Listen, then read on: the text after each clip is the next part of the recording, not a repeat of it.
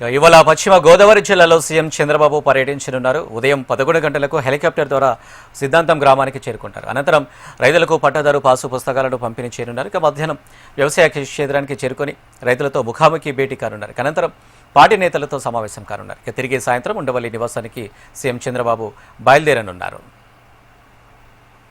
రైట్గా చంద్రబాబు పర్యటనకు సంబంధించి మరిన్ని డీటెయిల్స్ మా ప్రతినిధి భాను అందిస్తారు. భాను. రైట్ అనిల్, పశ్చిమ గోదావరి జిల్లాలో నేడు ముఖ్యమంత్రి శ్రీ నారా చంద్రబాబు నాయుడు ఈ రోజు ఉదయం 10 గంటల 25 నిమిషాలకి గుంటూరు జిల్లా తాడేపల్లి నుంచి ఉండవల్లి నివాసం నుంచి హెలికాప్టర్ ద్వారా సిద్ధాంతం చేరుకుంటారు. అక్కడ నుంచి ఉదయం 11 గంటలకల్లా పశ్చిమ గోదావరి జిల్లా పెనుగొండ మండలం సిద్ధాంత గ్రామంలో హెలికాప్టర్ ద్వారా చేరుకున్న అనంతరం ప్రజాప్రతినిధులతో అదేవిధంగా అధికారులతో ఇతరులతో స్వాగతం పలికించుకున్న తర్వాత 11 గంటల 15 నిమిషాలకి గ్రామ సభ వేదికగా చేసుకొని పట్టాదారు పాస్ పుస్తకాలు రైతులు ఎవరైతే ఉన్నారో వాళ్ళకి పట్టాదారి పాస్ పుస్తకాల కార్యక్రమంలో పాల్గొని వాళ్ళందరికీ పాస్ పుస్తకాలు అన్ని కూడా అందజేస్తారని చెప్పని అధికారికంగా ప్రకటించడం అయితే జరిగింది. ముఖ్యంగా చూసుకుంటే మధ్యాహ్నం 1 గంట 20 నిమిషాల నుంచి 2 గంటల 25 నిమిషాల దాకా రిజర్వ్ టైం కింద ఆయనకైతే కేటాయించడం అయితే కూడా జరిగింది. ముఖ్యంగా మరియు మధ్యాహ్నం 2 గంటల 30 నిమిషాల నుంచి సిద్ధాంతం గ్రామంలో వ్యవసాయ క్షేత్రానికి చేరుకొని రైతులతో ముఖాముఖి సమావేశం నిర్వహిస్తారు. సుమారు అది 1 గంట సేపు దాకా ఉంటుందని చెప్పని అప్పటికే అధికారులు ప్రకటించడం అయితే జరిగింది.